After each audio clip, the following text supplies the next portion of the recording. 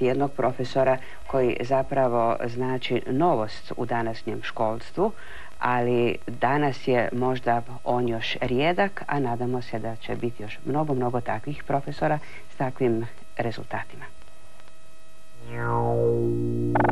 Veljko Skočilić, profesor elektrotehničke grupe predmeta u srednjoj strukovnoj školi u Velikoj Gorici, jedini je profesor koji na nastavu dolazi s Weiserphoneom, ručnim računalom, umjesto imenika u ruci. Ovo je moj dom, ja sam profesor, ravnatelj, što god hoćete, nemam ploče, nemam krede, jedno što imam računalo, imam učenike koji se nalaze s druge strane u Velikoj Gorici, Zagrebu i mjestima okolo Velike Gorice. 1996. godine profesor Skočilić napravio je prve korake k multimedijalnoj nastavi putem računala i interneta, a već više od godinu dana primjenjuje mobilnu komunikaciju putem GSM uređaja kao dodatnu mogućnost obrazovanja na daljinu, koje se popularno naziva virtualna škola.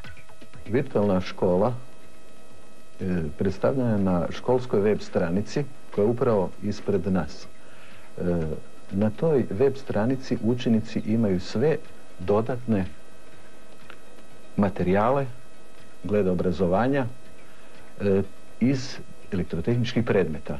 Također postoji inačica čitave priče, a to je CD škole, gdje oni istu ovu priču imaju na internetu i na CD-u.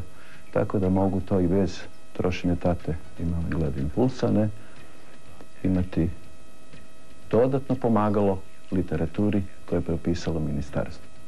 Ja sam u kontaktu sa ministarstvom koje podržava ovaj moj rad, a vrijeme će pokazati svoje. Najvažniji segment u obrazovanju na daljinu svakako je povratna informacija. Ona omogućava profesoru da kontrolira koliko su aktivni i kako napreduju njegovi učenici.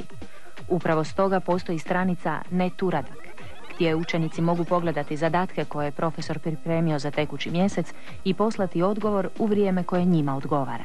Upravo ovog trenutka šaljem učeniku koji me s druge strane čeka da mi odgovori na sljedeća 5 pitanja. Evo, ja sam sad upravo primio pitanja od profesora preko e-maila i poslije ćemo odgovore. Od doma mogu odgovarati na pitanja koje profesor postavi. Naravno, profesor može uvijek provjeriti u školi da li sam ja varao ili nisam, ne. Uvijek se može ta pitanja postaviti neka druga. I eto, odgovorimo. Profesor nas provjeri u školi, upiše ocjene u imenik. Imamo mogućnost gledanja svojih ocjena na internetu, iz tog predmeta.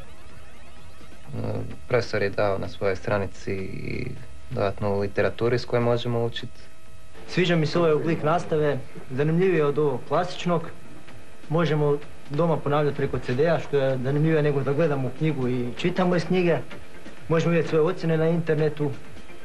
Uglavnom pomaže mi to kod učenja puno. A profesor ne nosi imenik, ima profesor svoj Weiserphone i ima sve podatke unutra zapisane koji su mu potrebni za nastavu. Virtualnu školu profesora Skočilića i odnedavno njegovu desnu ruku Weiserphone, ručno računalo, učenici su izvrsno prihvatili i pozitivno reagirali na ovakav suvremen način nastave.